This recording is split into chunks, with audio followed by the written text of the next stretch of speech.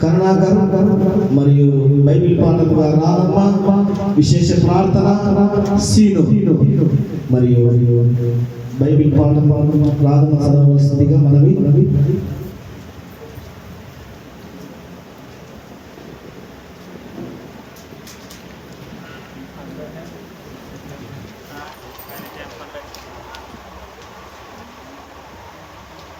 పరిశుద్ధ గ్రంథం నుండి యోహాను సువార్త 19వ అధ్యాయము 28-29 వచనములు చదువుతాము. పరిశుద్ధ గ్రంథం నుండి యోహాను సువార్త 19వ అధ్యాయము 28-29 వచనములు చదువుతాము. అటు తరువాత సమస్తమును అప్పటికి సమాప్తమైనదని యేసు ఎరిగి, లేఖనము నెరవేరినట్లు నేను దప్పిగొనుచున్నానెను.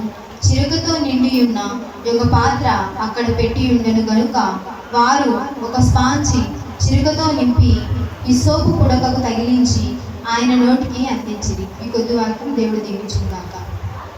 ఆంధ్రప్రదేశ్ పాఠ పుస్తకం నుండి 196వ పాట 5వ వచనం.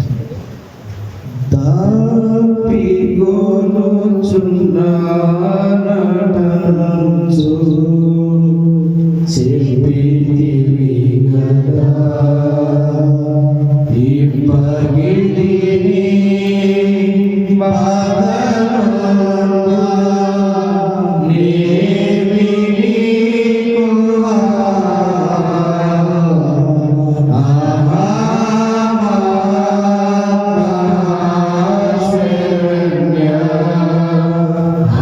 నీకు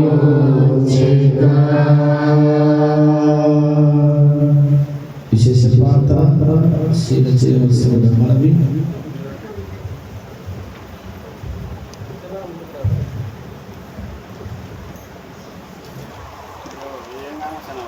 క్రీస్తు రక్షకుని పరిశుద్ధ హృదయమా, నీకు శ్రమయు శిలువ మీద మరణము కలిగించిన మా పాపముల కొరకును లోకులందరి పాపముల కొరకును మేము దుఃఖించినట్లుగా మా కన్నీరు ఏరులై పారునట్లుగా మాలో నిజ పశ్చాత్తాపమును కలిగించమని నిన్ను వేడుకొనుచున్నాను.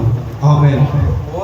రక్షక, నీ శిలువను బట్టి నీ అమూల్యమైన రక్తమును బట్టి మమ్మల్ని రక్షించి మాకు సహాయం చేయమని ప్రార్థిస్తున్నాను. ఆమేన్. ఈ దినం కూడా మరి 5వ మాటగా మన మధ్యలో చెప్పని వచ్చినాడు. ఒకసారి అందరం క్లాప్స్ వద్దాం.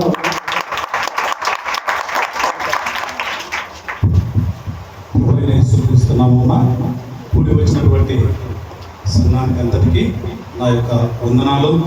అవకాశం కల్పించినటువంటి సంఘ పెద్దలకు, సంఘ కాపరి భాస్కరన్న గారికి మరియు యవనస్తులు లాజరన్న గారికి అందరికీ నా యొక్క వందనాలు. మీరు అభిమానించి అవకాశం గత 3 సంవత్సరాల నుంచి నాకు కల్పిస్తూ ఉన్నారు. అందుకు నిమిత్తమై మీకు నిండు వందనాలు తెలియజేస్తూ ఉన్నాను. పునగనపల్లిలో చిన్న చిన్న పనులు ఉన్నప్పటికీ దేవుని మహా ప్రేమను బట్టి మీ మధ్యన నిలబడడానికి దేవుడు ఇచ్చిన మహా అవకాశాన్ని నేను సద్వినియోగం చేసుకోవాలని మీ మధ్యకు వచ్చి ఉన్నాను. తలలు ఉంచుకొని చిన్న ప్రార్థనతో మనం ముందుకు వెళదాం. మహోన్నతుడ, మహాగంగా, జీవం కలిగినటువంటి ప్రభువా, ఈ మధ్యకాల సమయంలో మీరు మమ్మల్ని ప్రేమించి మీరు ఇస్తున్నటువంటి జీవాహారాన్ని బట్టి నీకు స్తోత్రాలు, వందనాలు చెల్లించుకుంటున్నాం తండ్రి. గత 40 దినముల నుండి నాయన అనేక మంది బిడ్డలు ఉపవాసంతో ఈ యొక్క సన్నిధిని గడుపుతూ ఉంటుండగా చివరి దినానికి నాయన మమ్మల్ని మీరు తీసుకొని వచ్చిన విధానాన్ని బట్టి నీకు స్తోత్రాలు. ఇక్కడ చేరిన ప్రతి బిడ్డను మీరు దీవించండి, ఆశీర్వదించండి. వినేటటువంటి చెవిని, గ్రహించేటటువంటి మనస్సును అనుగ్రహించి నీ బిడ్డలను ఆత్మీయ ఆహారంతో బలపరచుమని, నన్ను నీ శిలోచాటున మరుగుపరిచి నీ మాటలు పలకడానికి సహాయం చేయమని మా ప్రభువు, రక్షకుడు, విమోచకుడైన యేసు ప్రభు వారి శక్తిగల నామములో అడిగి ప్రార్థిస్తున్నాను తండ్రి. ఆమేన్. చిన్న పాట పాడుకొని మనం వాక్యంలోనికి వెళ్దాం. ఆంధ్ర క్రైస్తవ కీర్తనలు 862.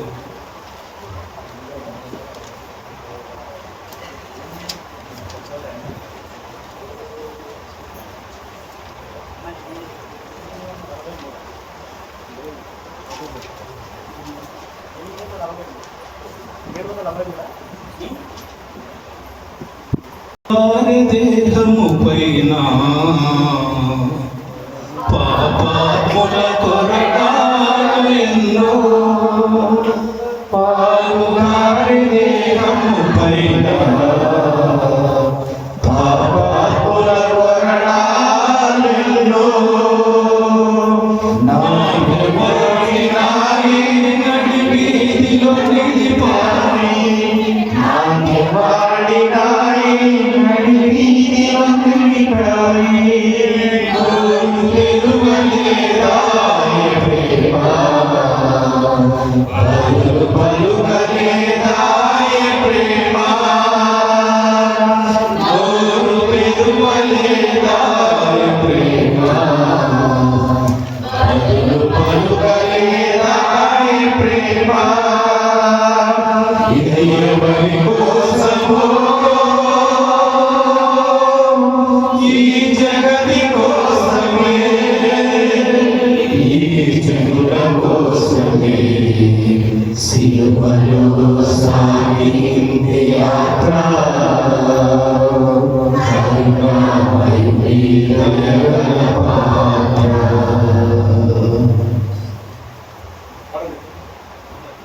వెనుక నుండి తండ్రి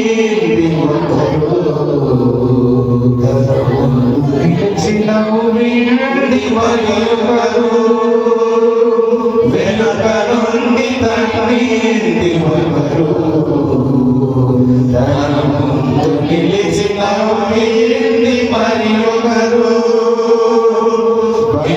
చేసినారు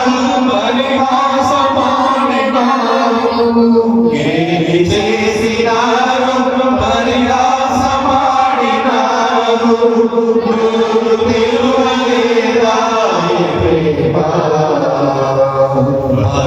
పలుకలేదాయ ప్రేమ, నోరు తెలువలేదాయ ప్రేమ, పలుకలేదాయ ప్రేమ. ఎవరి కోసమో, ఈ జగతి కోసమే, ఈ జనుల కోసమే, సిలువలో సాగింది యాత్ర, కరుణామయుని దయగల పాత్ర. చెల్లుమని కొట్టేది ఒకరు, పాపము పైన ఊసింది మరొకరు, చెల్లుమని కొట్టింది ఒకరు, పాపము పైన ఊసింది మరొకరు, బంధులాడినారు, బాధలను వేసినారు, బంధులాడినారు, బాధలను వేసినారు, నోరు తెరువలేదాయ ప్రేమ, పలుకలేదాయ ప్రేమ, నోరు తెరువలేదాయ ప్రేమ, పలుకలేదాయ ప్రేమ. ఇది ఎవరి కోసమో, ఈ జగతి కోసమే, ఈ జనుల కోసమే, సిలువలో సాగింది యాత్ర, కరుణామయుని దయగల పాత్ర. దాహమని అడిగింది ప్రేమ, చేరుదాహమిచ్చింది లోకం, దాహమని అడిగింది ప్రేమ, చేరుదాహమిచ్చింది లోకం, చిరగరించినారు మరి మరిసెత గుచ్చారు,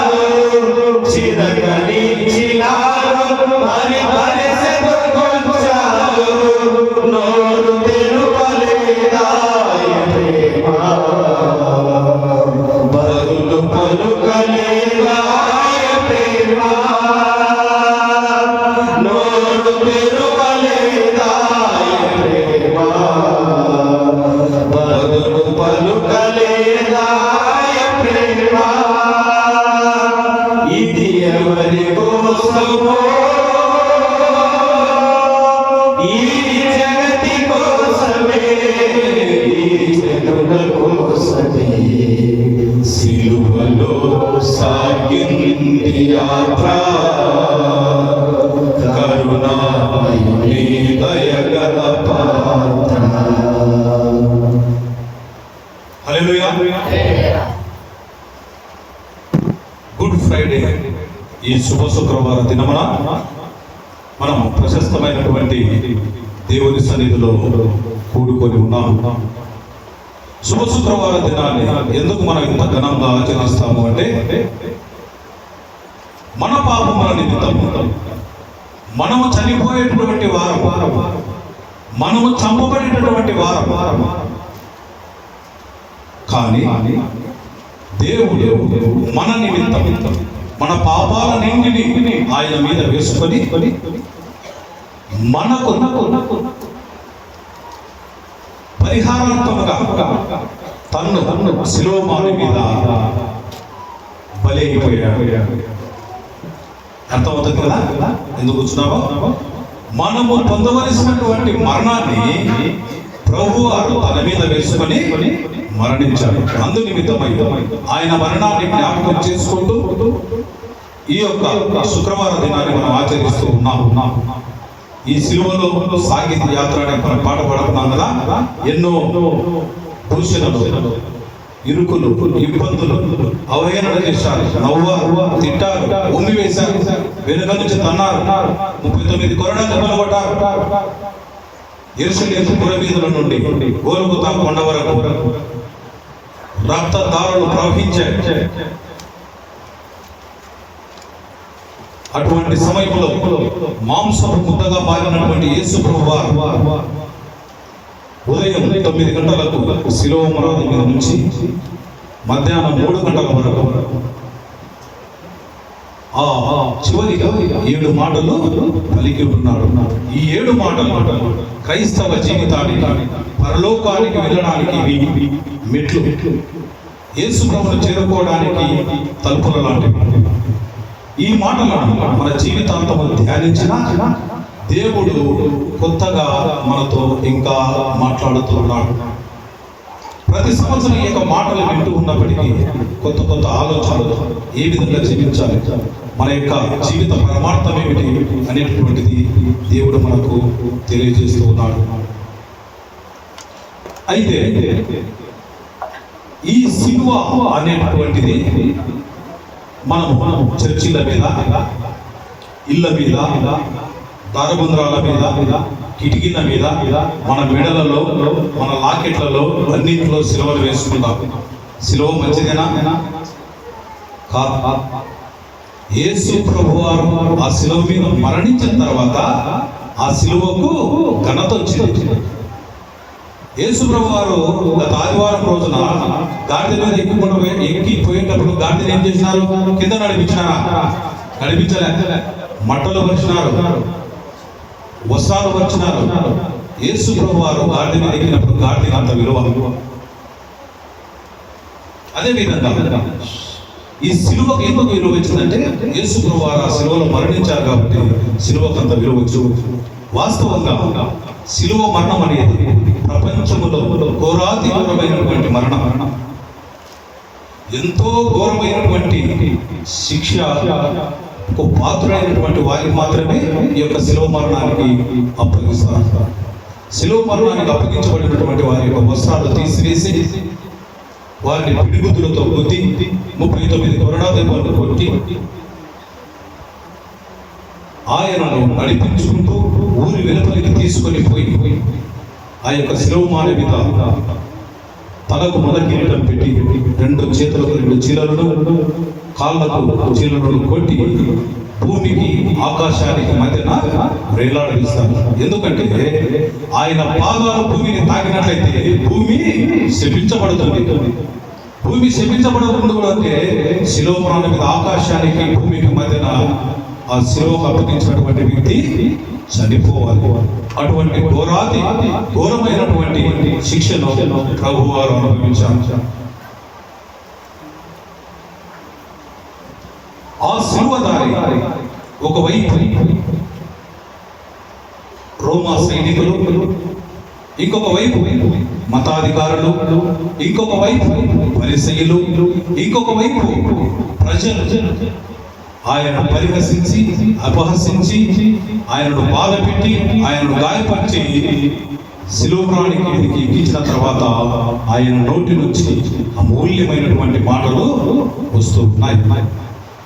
ఎవరైనా కానీ మనల్ని దూషించినప్పుడు, మనల్ని బాధ పెట్టినప్పుడు మనం కూడా సమయం కోసం ఎదురు చూస్తూ ఉంటాం.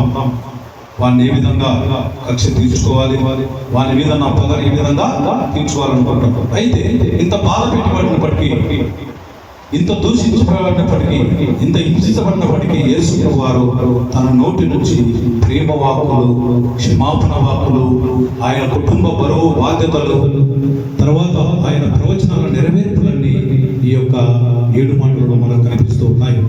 3 మాటలు ఇతరుల గురించి మాట్లాడాడు, 3 మాటలు తన గురించి మాట్లాడుకున్నాడు, 1 మాట తండ్రికి ప్రార్థన చేస్తున్నాడు. ఏమన్నా, నా దేవా నన్ను ఎందుకు దేవునితో కూడా మాట్లాడుతూ ఉన్నాడు. ఈ 5వ మాటను మనం గమనించినట్లయితే, నేను తప్పికొనుచున్నాను. సాధారణంగా మనం చూసినట్లయితే ఎవరైనా ప్రయాణం చేసినప్పుడు కానీ, ఎవరైనా కింద ఉన్నప్పుడు కానీ, ఏదైనా చిన్న చిన్న యాక్సిడెంట్ అయినప్పుడు కానీ, ఎవరైనా గొడవ ఉన్నప్పుడు కానీ, ఎవరైనా సారం లేనప్పుడు కానీ ఏమడుగుతారు? వెంటనే మనం చేసే పని ఇది, ఆయనను కూర్చోబెట్టి మన దగ్గర ఉన్నటువంటి నీటిని ఇస్తాం. కింద ఉన్న వ్యక్తిని లేపి మొట్టమొదటిగా చేసేది దాహం తీరుస్తుంది. ఎందుకంటే ఆయన శరీరంలో రక్తపు చుక్కలు తారతారుగా వెళ్ళిపోయి ఆయనకు దాహం వేస్తారు.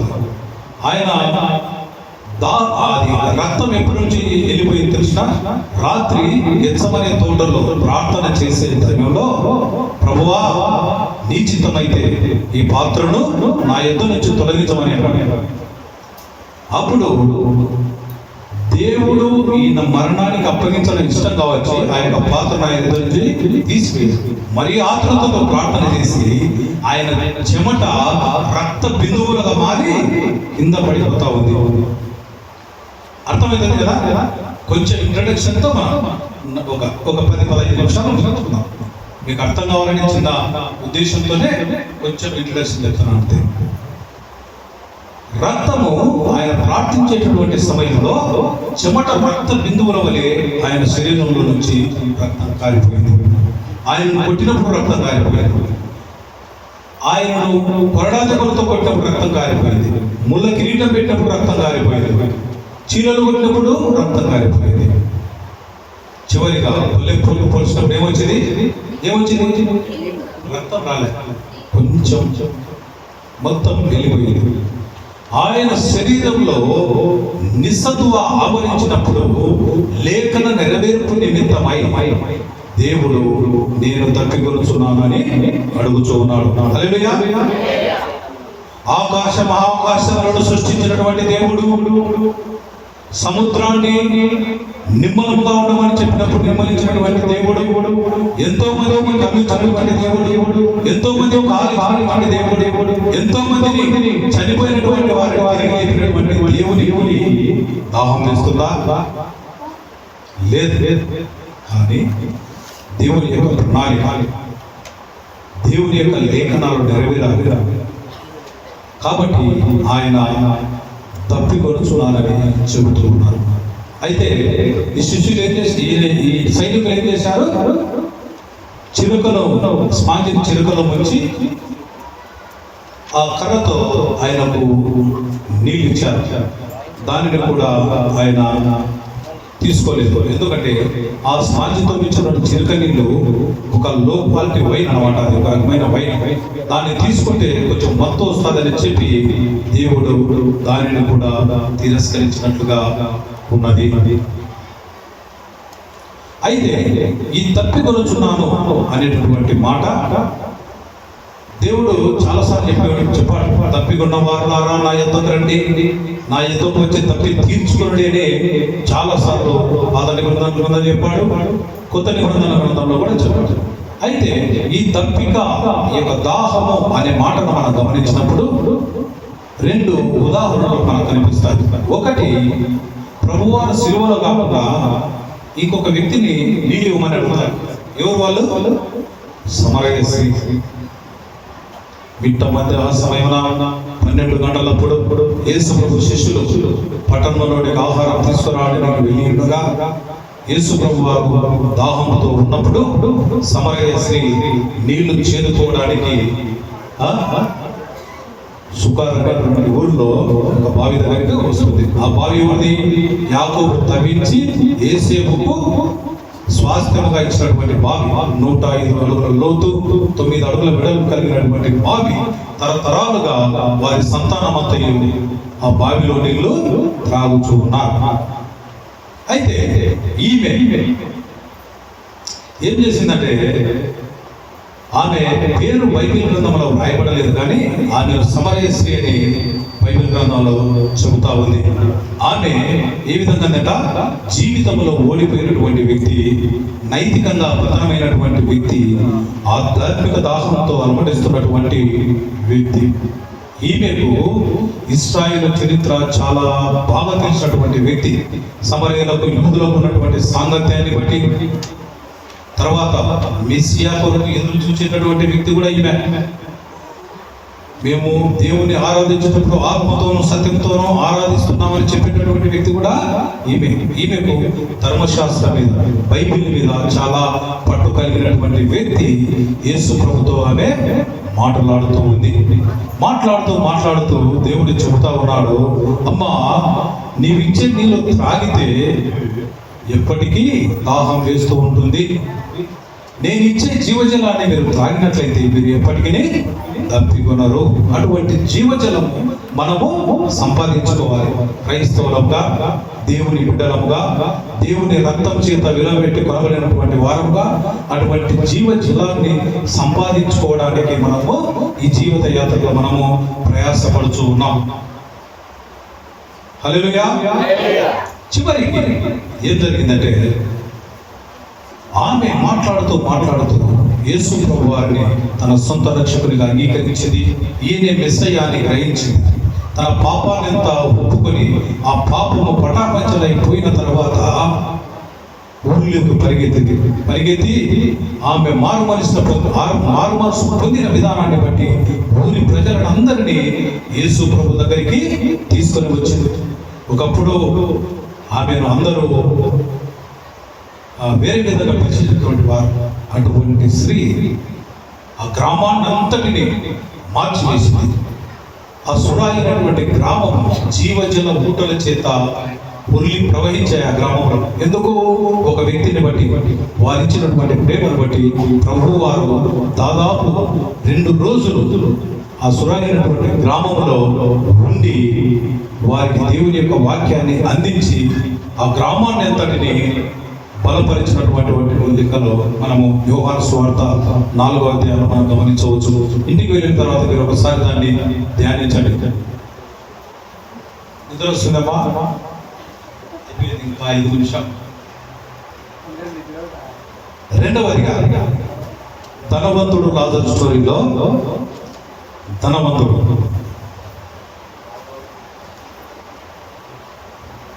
ఈయన తన జీవిత కాలం అంతయు సన్నని నారబట్టలు ధరించి, బంగారు ఆభరణాలు ధరించి, సుఖంతో సంతోషంతో తిని త్రాగుచూ ఉండేటటువంటి వాడు. ఆయన వాకిట ఉన్నటువంటి మీద లాజరు ఆ పళ్ళ మీద పడినటువంటి ముక్కను ఎరుకొని తినేటటువంటి వాడు. ఒకనొక సమయంలో ఇద్దరు చనిపోయారు. ఒకరు పరలోకానికి పోయారు, ఇంకొకరు పాతాళానికి పోయారు. పాతాళంలో వేదన, బాధ. ఆ బాధను తట్టుకోలేక అబ్రహాము రొమ్మున ఆనుకొని కూర్చున్నటువంటి లాజరును బట్టి ఈయన అడుగుతున్నాడు, తండ్రి అయిన అబ్రహామా, లాజరు వ్రేలిని నీటిలో ముంచి నా నాలుకను తాకేటట్లు ఆయనను పంపు. ఏం చేయాలంట? నీళ్ళు అడగడం లేదు, చుక్క అడుగుతున్నాడు అంతే. ఏది ముంచి పరలోకం నుంచి పాతాళానికి పోతే ఉంటుందా? ఆ నీటి పుట్టు ఉంటుందా? ఉండదు. కానీ అంత తప్పిక అక్కడ. పాట ఈ మధ్య కాలంలో పాడడం లేదు, కానీ కొంచెం ముందు కాలంలో పాడేటటువంటి వారు. ఏ పాట? తండ్రి వైనా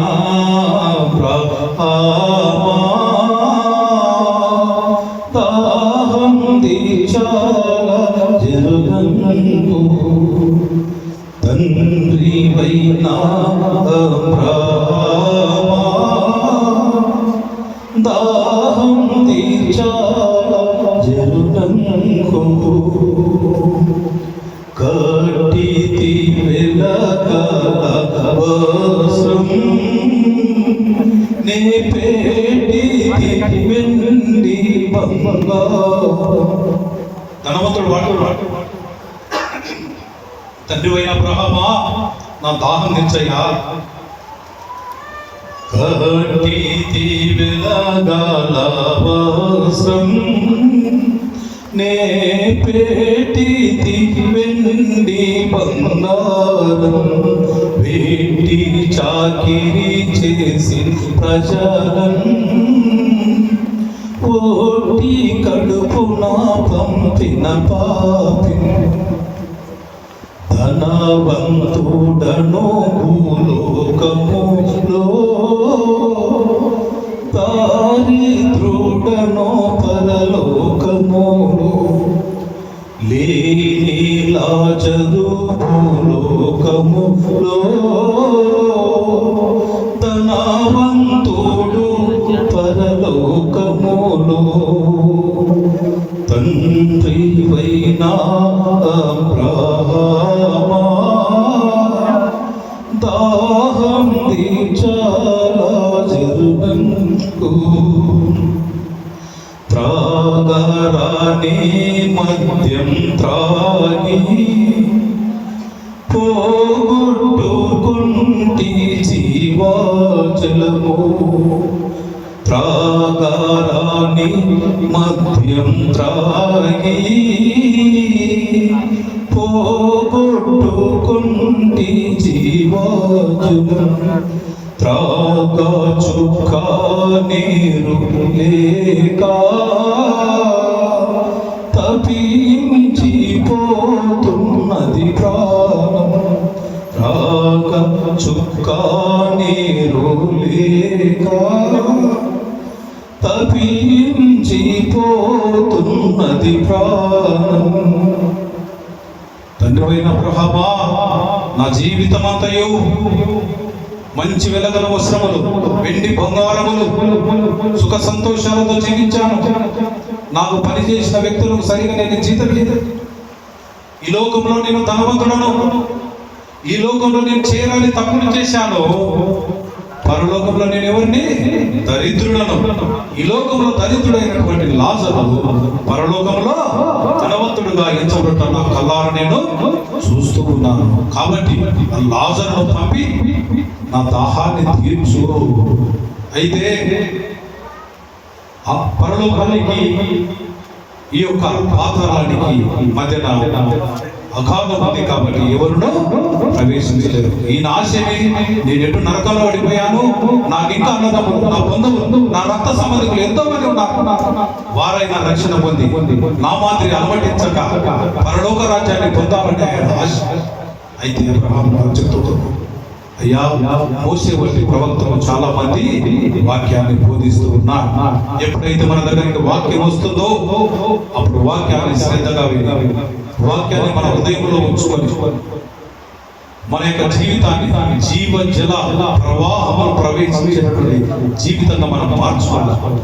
మన గ్రామాన్ని జీవజల నదులతో ప్రవహించినట్టు మనం మార్చాలి. అది కేవలం క్రైస్తవులతో మాత్రమే సాధ్యమవుతుంది. ప్రియమైనటువంటి క్రైస్తవ సంఘమా, వాక్యం వింటున్నటువంటి మీరు ఈ మధ్యకాల సమయంలో మనలో మనం పరీక్షించుకుందాం. దేవునికి ఇష్టకరంగా జీవిస్తూ ఉన్నామా? ఆత్మీయ దాహంతో ఉన్నావా లేదా? ఆత్మీయ దాహంతో ఉంటే మనము ఎన్ని యజ్ఞాలు, ఎన్ని నోములు, ఎన్ని పూజలు, ఎన్ని పుష్కరాలు ఏం చేసినా మన పాపాలు పరిహరించబడవు. మన జీవితంలోనికి జీవజలం అనేది ఎప్పుడైతే పాప క్షమాపణ, ఎప్పుడైతే మారు మనస్సు, ఎప్పుడైతే దేవుని మీద విశ్వాసం, దేవునికి ఇష్టకరంగా ఎప్పుడైతే జీవిస్తామో అప్పుడే మనలో, మన కుటుంబంలో, మన సంఘములో, మన గ్రామంలో జీవజల నదులు ప్రవహిస్తాయి. హల్లెలూయా. అటువంటి జీవజల నదుల కోసం మనం తాపత్రయపడుచు ఉన్నాం. వాటిని సంపాదించుకొని దేవుని రాజ్యంలో పరదైసు చేరాలని ఈ యొక్క మధ్యాహ్నకాల సమయంలో మీకందరికీ నేను మనవి చేస్తూ ఉన్నాను. చిన్న ప్రార్థన. మమ్మల్ని మిక్కిలిగా ప్రేమించిన మా దేవా, దయగలిగినటువంటి ప్రభువా, తప్పికున్న వారం ఆయన శరీరంలో ఉన్నప్పుడు